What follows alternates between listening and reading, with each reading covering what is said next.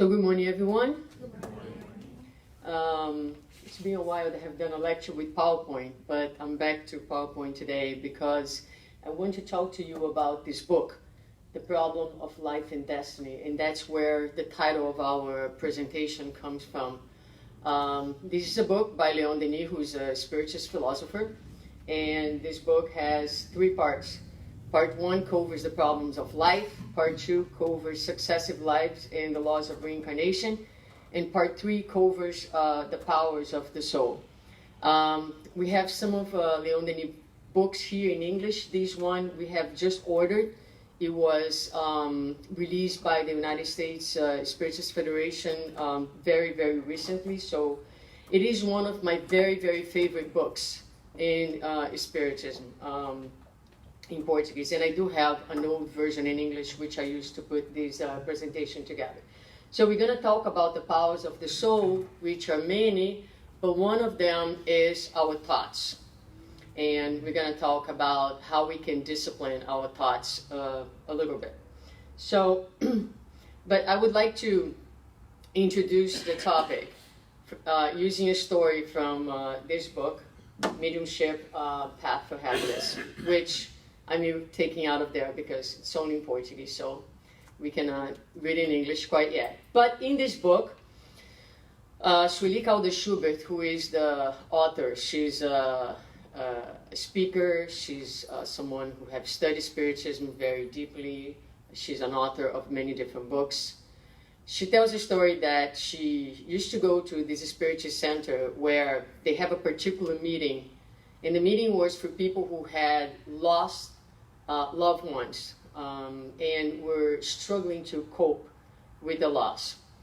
And so they had a meeting just for these folks, that they could come, they would listen to a 45 minutes message, and then a visualization would be done. And every time the visualization was the same. It was a beautiful blue lake, and around the lake there was a pathway with grass. And so they would be guided to go to this lake and to meet their loved ones over there. So one day she's in the middle of the visualization and she sees a black car on top of the grass. And during the visualization she keeps trying to remove the car with her mind. But she did not succeed, and for the entire visualization, that car stayed on top of the grass. So when it finished, the participants of the meeting also had the habit of speaking about their experiences, how they felt, what the perceptions were, and etc. So that day, she shared with the group that she had seen this car, and the car was stuck on top of the grass, and there was nothing that she could do to remove the car. And so someone who was sitting in the group said to her, "What car was it?" She said, "It was a black Chevy." And she said, "Well, the car is mine." And everybody's like, "What do you mean the car is yours?" And she said, "Well, I bought the car 5 months ago. And since I bought this car, all that I've had is trouble, difficulties, and challenges in my life. The car has broken so many times and left me in very difficult situations. I've had accidents with the car, and many other things have gone wrong in my life since I purchased the car. So I figured there was something spiritual behind it, and this is my first time ever coming to a Spiritist center, and I came here to ask for some spiritual guidance in what I can do." So as I walked in, I wrote down in a piece of paper the car and the model and the tag, and I asked the spirits to give me inspiration on what I should do. And throughout the entire visualization, I kept thinking about the car. All right, so that's the story, right? So what does that mean? Is it possible that Sueli captured the thought of this lady?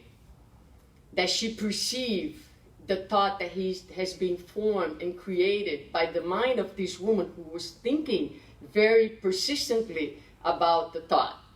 So we're going to try to understand this little story, going back to some very basic principles before we enter into Leon Denis, because as usual, We may have some people in the audience that are not so familiar with the spirituous concepts, so we need to bring some clarity about them first before moving forward.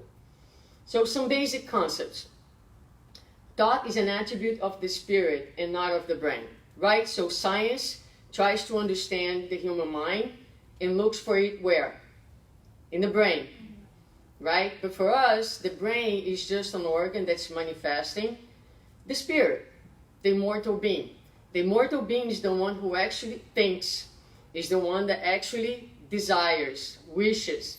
And in desiring, wishing, it projects its thoughts, which always come loaded with also its emotional feelings, right? So thoughts are ideas connected to feelings.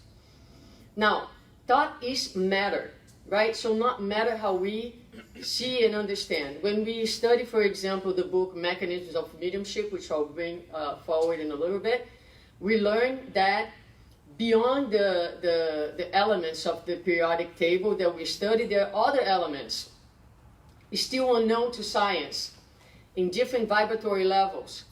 And that every time we think, we create.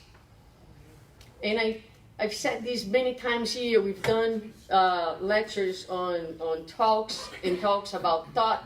And I myself am constantly trying to remember that as I think, I create. So we have the concept of divine plasma, which in Spiritism is known as the universal cosmic fluid, which is the energy where we are all immersed in. Please. That we are all immersed in. And then in this energy, God utilizes this energy as the vehicle for God's thoughts. So all creation takes place with the manipulation of this universal cosmic fluid, of this primitive matter. We do the same thing.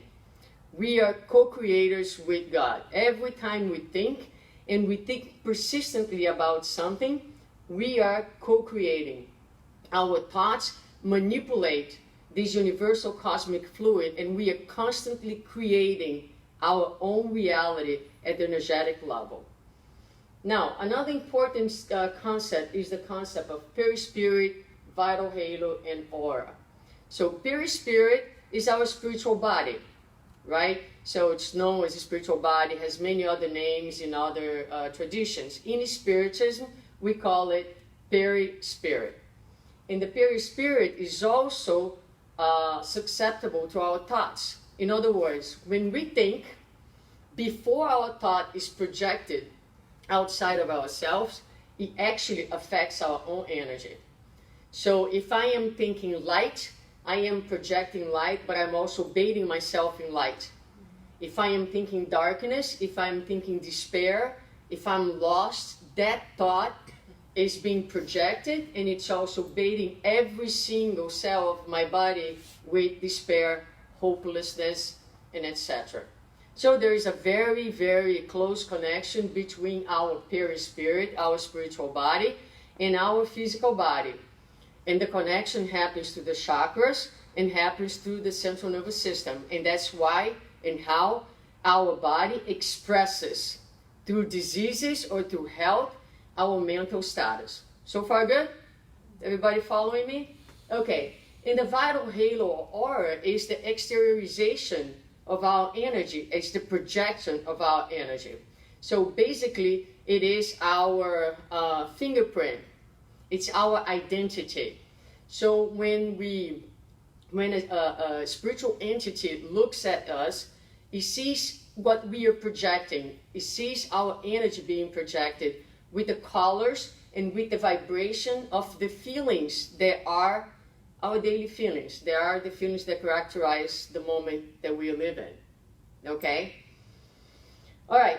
So, going to Genesis, I'm going to bring a few concepts that we'll revisit the same ideas that I'm talking about, so we can have a better understanding.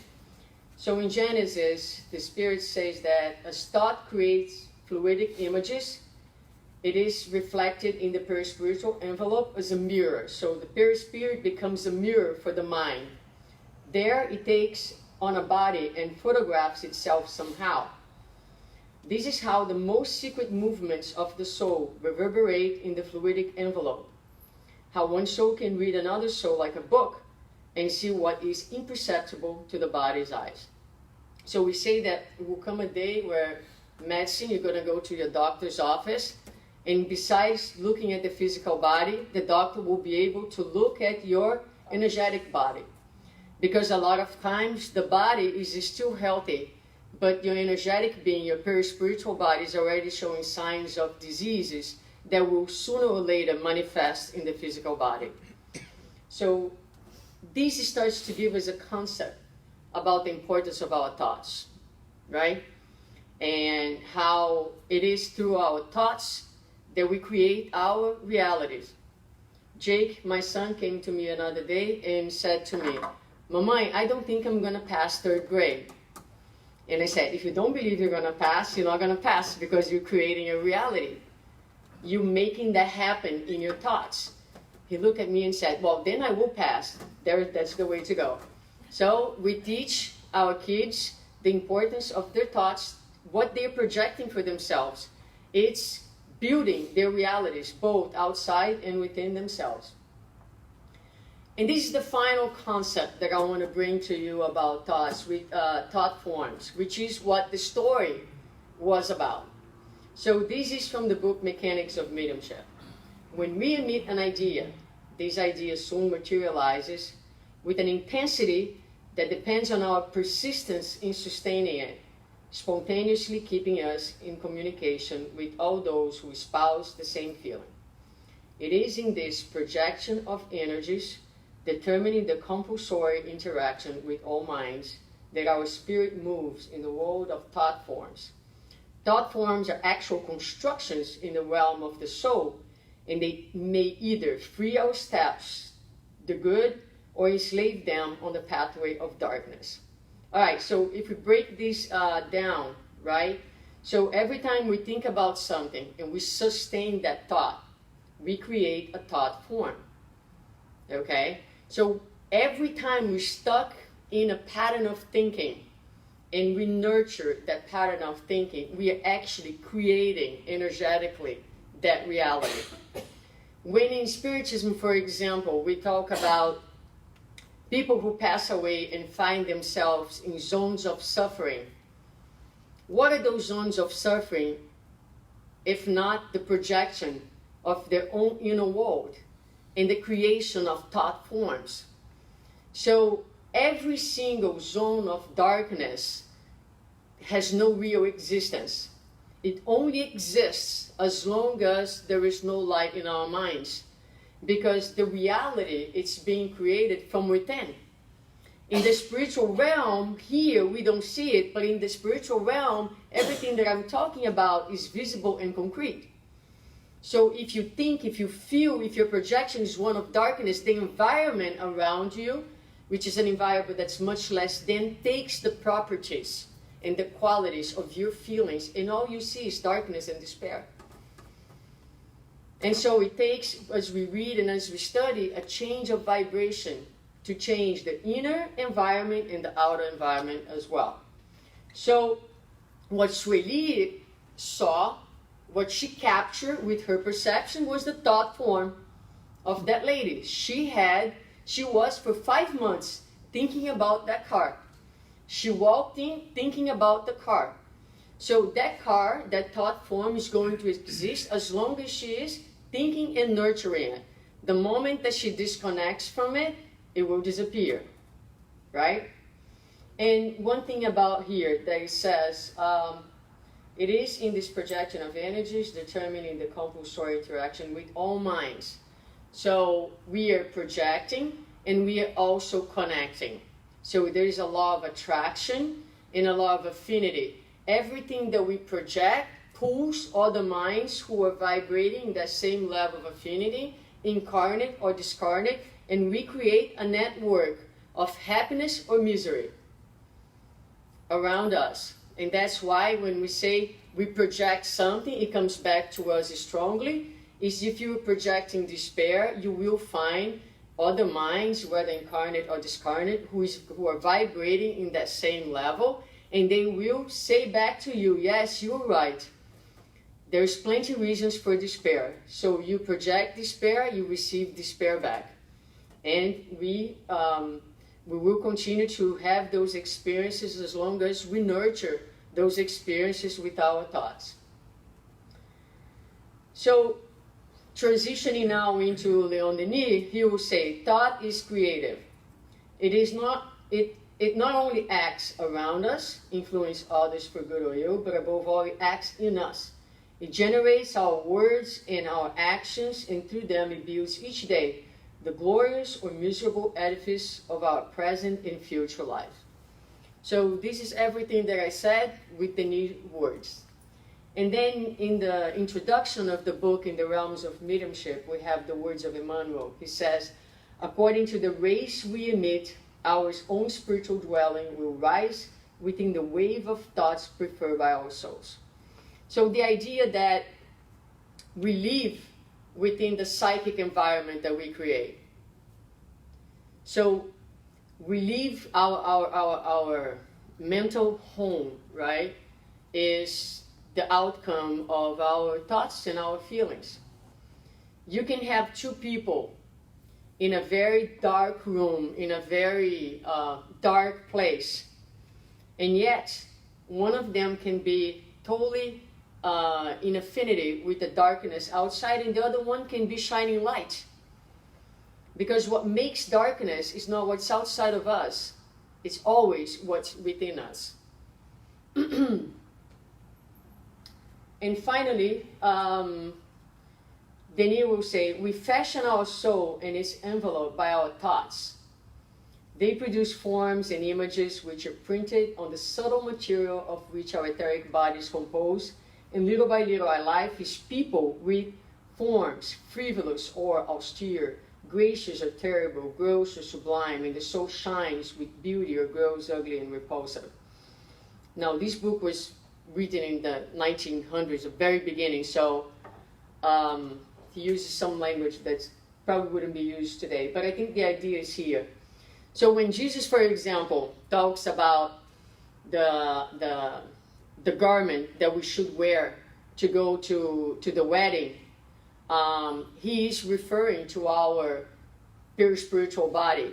If you want to be at the wedding, if you want to be at the kingdom of heaven, if you want to experience peace and harmony, right, you need to be dressed appropriately.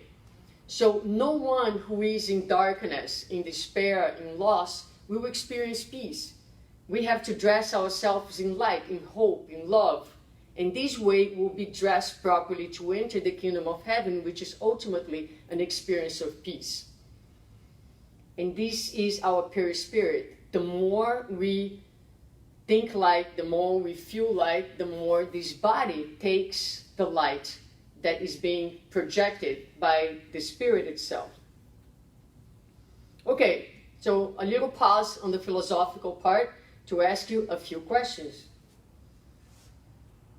What are you dressing today? Not physically, right? Not physically. What kind of garment did you bring in? What do you dress each day? How aware are you of your thoughts on any given day? I think we can kind of look and say, overall, the quality of my thoughts falls 0 to 10, 0 being complete darkness, 10 being complete light. Can you come up with an average for your thoughts? That would be a good beginning. Have you thought of mental breath? So we talk about breath, our breath, but we also have a mental breath, right? Are you concerned about the hygiene of your mind? Or are you just concerned about the hygiene of your physical body? How much light is in your spiritual dwelling? So what kind of home, psychic home, do you have? Because we put a lot of time and effort fixing our homes, so they're pretty, so they're clean, so they're cute. If we would just spend half of the time fixing our mental home so that it can be aired, sunny, fresh, peaceful, right? Okay, so now let's read these, and I want you to tell me which year this was written, although I already gave you a tip. All right, almost always our thoughts pass constantly from one subject to another. Rarely we think for ourselves, but instead reflect the thousand incoherent thoughts of the environment where we dwell. Few men know how to think, how to drink from profound resources.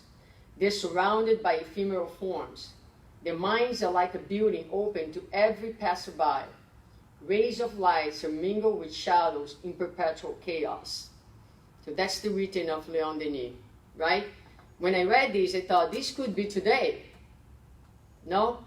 I mean, the idea that our thoughts pass constantly from one subject to another. There are, like Veronica was reading in the beginning, I think all the advances that we have with science, they are truly amazing if they're used wisely and with love. But nowadays, we live in a very, very shallow society where people have a difficult time stopping for 30 minutes to reflect on something. And 30 minutes is a stretch, right? So we are so used to the high-speed information, the social media. We live in a world where there is no time for reflection. And the world is pushing for more productivity, do more, do faster, and think very little, right? But this was written in 1919, okay? So I think that if Denis was here with us today, he would be like in shock with how has happened, the evolution of thought, right? But this was written in 1919. And he goes on to say, because of the thousand exterior objects which occupy the mind without cessation, the mind rarely probes its own depth. Its surface, like that of the sea, is often agitated, but beneath are regions that the storm do not reach. There lies those hidden powers which await our call to appear. The appeal is made rarely, and man remains ignorant of the treasures which repose in him. It requires the shock of trouble and sorrow to make him understand the frailty of exterior things and guide him towards the search of the self. Isn't that great to read Leon Denis? Isn't that, don't you feel like immediately like, wow, what a great text, what great ideas. How nice it would be to have time to open this book and read slowly, because as you say, he's going to recommend, sometimes we read too much too fast. He says, read a little less, but take time to read and to think about what you were reading. So that's why this book speaks so deeply to my soul, because every time I read it, I get so inspired and I feel like my frequency changing and the inspiration by his words. But let's get back to the text. So we live in this very shallow thinking, right? Like the surface of the sea agitated, but he's telling us that deep inside us there are resources, potential, that we rarely can touch. And why is that? Because it takes effort. In order to get in touch with the depths of our souls, we need to stop. We need to open space in our lives to go in. But life is constantly asking us for more, outwards. Do more, go places, travel, do this, do that, work. And honestly, I want you to think about yourselves on your day-to-day. How much time do you have for a moment of silence and to actually give yourself a chance to listen to your soul? Does it ever happen? Because within you, according to Leon Denis, there is possibilities. There is a resource of potentials that it takes effort and awareness to tap in. But we don't. We're too preoccupied in meet our material needs. So what does life do? It requires the shock of trouble and sorrow. A lot of times, the only time we will stop to give the Spirit the attention that it needs is when sorrow strikes us, when difficulties strike us, because at those moments we are invited to rethink life, to rethink our values. We are invited to think for a second if what all the energy we're doing and spending is being really worthwhile and is making us happier. And so sorrow and grief are never ever the first option in God's educational program. But it's a necessary resource because we are so distracted by everything else outside of us. And the outside becomes escape. And we forget that everything, all the resources are within us. So Denise suggests a plan of action on how to deal with our thoughts and how to do a better job in bringing some discipline, bringing some organization, some awareness to our thinking process. First one, there is no progress without attentive self-analysis. So he will say, life's objective is the manifestation of what is divine in us. So we're here to manifest all the potentials, all the God potentials that lies within us.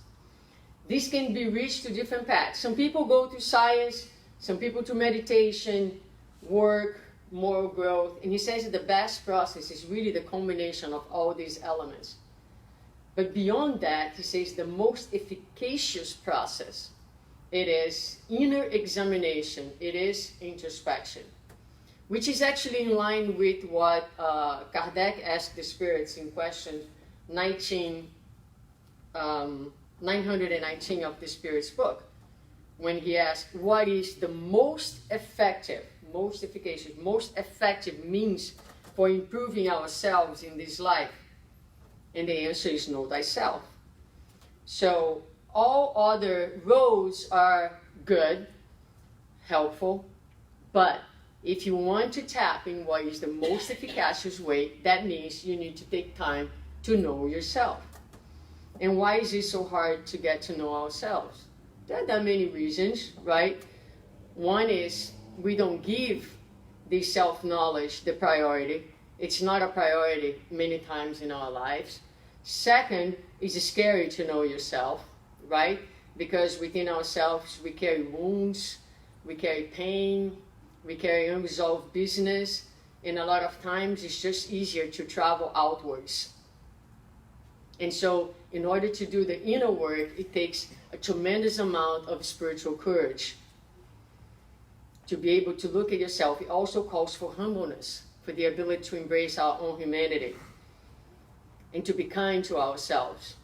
So there are many reasons, but first thing that he suggests is that we pay attention to ourselves. And we can do that in many different ways. Some people say, well, it's very difficult to access. I don't have money to pay analysis. All right, fair enough. Look at your thoughts at any given moment. It's free. All it takes is you thinking, you interacting, and then stop for a second and ask yourself, what happened just now? How did I interact? What were my thoughts? What were my actions? That's the first layer. And then you go to the next one. What was my feelings?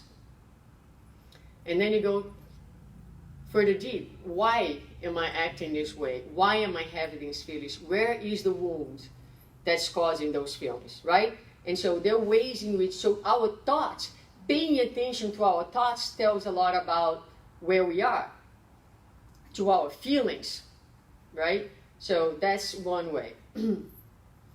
All right, so this is Victor Hugo. He says, it is within us that we must look for the external. I love it. I love it. There is in the heart of a man a deep, somber mirror. So we all look at the world out there. It's the same world, isn't it? Well, more or less. Because every one of us will look at it differently. And the way we perceive the external has everything 100% to do with what you carry within yourself. So we can have two people looking at a tree. One will see the thorns, one will see the flowers. One will see meaningless, the other one will see the blessings and the uniqueness of God in the manifestation of that tree. It's the same tree. Exactly the same tree. What changes is our perception that has everything to do with our inner world. So what is your perception of the world? How do you see it? Ask yourself these questions. You're going to get a hint of your inner world. Okay, so he also, and when you look at the world and talk about your perception about the world, also include on that your perception of people. Because the way you perceive people speaks about the way you deal with yourself as well, in many times, right? So here are some things that we can do to help us out. Of course, the primary, the most efficacious way it is to get to know ourselves. Now, that being said, obviously, this is not an easy road, and it's going to take a lot of time.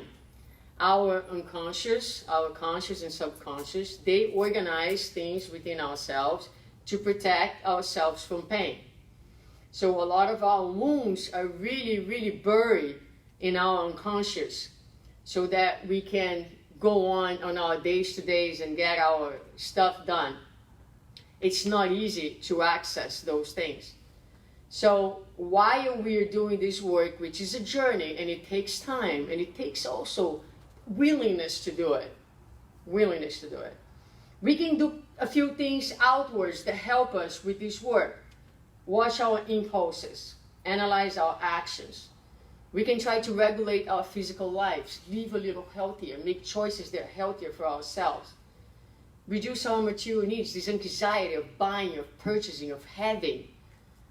And disciplines our emotions and our impulses. So all of us still have tendencies, impulses. They're not necessarily the best for us. They are the result of our constructions over time, whether in this lifetime, whether in many lifetimes, and they're roadblocks. They're right there in front of us. We're not going to remove them just by leaving here today. As Suzana said, I need to think positively. I'm going to remove this roadblock. It doesn't happen this way. Because that roadblock is made of many, many experiences and many, many emotions over time. And it's solid. Apparently solid. Right? So it's going to take a lot of work in order to be able to transform that and to liberate your path. But you can say, I still recognize in me the desire to do something that I know is going to be harmful to myself, but I choose not to act on it. So this is one of the greatest powers of the soul, and we're going to talk a little bit more about it, which is the will. We can strengthen our will in our favor. And the more we deep our minds into knowledge, the more we invest in light, the less likely we'll be to yield into these impulses that still reside in us and will still be there for a while until we can figure them out completely. Make contact by thought with the great authors of all times. It is good to live in contact by thought with writers of genius, to read and meditate on their work, to impregnate the being with the substance of their souls. The radiations of their thoughts will awaken in us similar efforts and lead to modifications of our character to the impressions received. What are we reading lately? Right? Because when I read this book, I'm impregnated by Leon Denis' thoughts, and immediately operates movement in me. I want to experience the things that he's talking about. I am contaminated by his energy, by his thought, by his philosophy of life. So we live in a world that is bombarding us with negativity, with hate, with crime, with hostility, right? So we need to impregnate ourselves. We need to want to be in contact with great minds through reading, to study, to meditation. Fight anemic intellectuality. Avoid noisy discussions, vain words, frivolous readings. Read papers sparingly. He said that in 1919. I would say go sparingly into the internet, right? I was in Washington last week in a conference, and with my colleagues we were joking that today we go by evidence-based from Facebook. What are you doing? Oh, this is on Facebook. Evidence-based practice on Facebook. So if you're not academic, you probably didn't get this, but okay. So we're looking for articles for evidence from journals. They're respectable journals, right? Research that is strong research. But today we read something Facebook and we think that that's like evidence, right? That's where our minds are. So passing lightly as they do from one subject to another, they render the mind unstable. We live in a period of anemic intellectuality. So read slowly and meditate. Is that Leon Denis? Leon Denis, Wow. 1919, okay, in this book. Now he goes on and he talks about the need for meditation. The greatest works are elaborated in silence. In meditation, the mind's concentrated. It turns towards the grave and serious sides of things. The light of the spiritual world inundates it. About the thinker, the great spirits come, eager to inspire him. It is in the half-light of tranquil hours that the thinker is best able to communicate and be inspired by the invisible spirits. So a lot of times, our guardian angels, the good spirits, are right next to us. But they don't scream, they whisper. And so if we are screaming, we won't listen. We need to be silent. We pray, we ask the universe for things, and God is always responding, but the only way we can hear the response is we make silence within ourselves, because God responds through our feelings, through our emotions, and through our intuition. Very little example, right? My life is very busy with the kids, with the center, with everything else. So I walk the dog every day, once or twice a day. And I caught myself walking and checking my messages and working. I said, why don't I take these 5-10 minutes to walk the dog and I live in Miami Shores, it's a gorgeous neighborhood, and to look at the sun shining on the cross on the church, and to look at the trees and to look at the flowers. And I did that this morning, and many of the things I'm talking to you about came to me while I was walking the dog without looking at the internet. So you may say, well, I don't have time in my life. Well, time is a matter of priority, always. Live your values. We must live our faith and knowledge. We must penetrate our daily life with the high principles we have adopted. We must habituate ourselves to communicate by thought, will, and heart with evolved spirits, with humanity guides. We must live with them in a daily intimacy, inspire ourselves by their views, and feel their influence.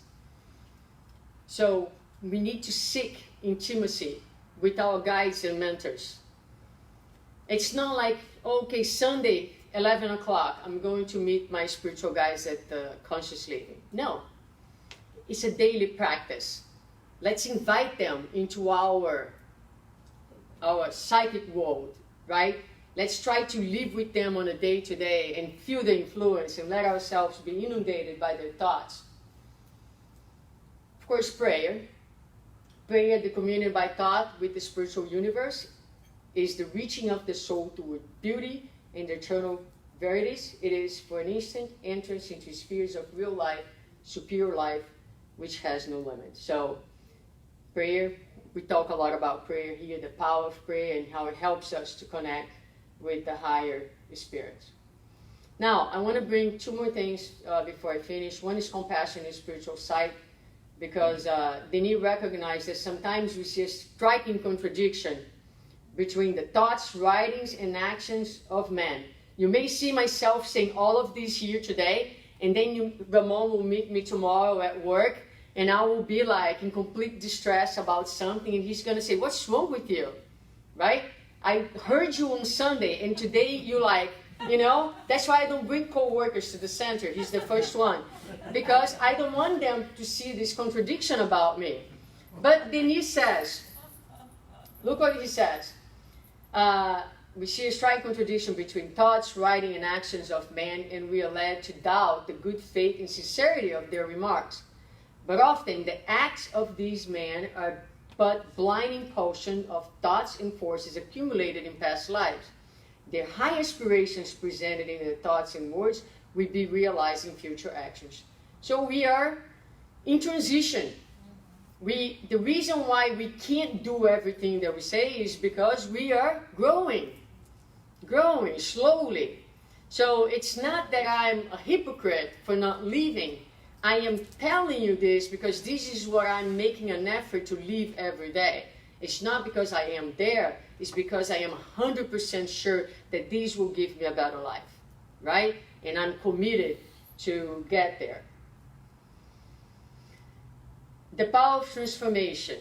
The vibration of our thoughts and words, reiterated in a uniform manner, drive from us the elements which cannot vibrate in harmony and attract the elements which accentuate the tendencies of the being.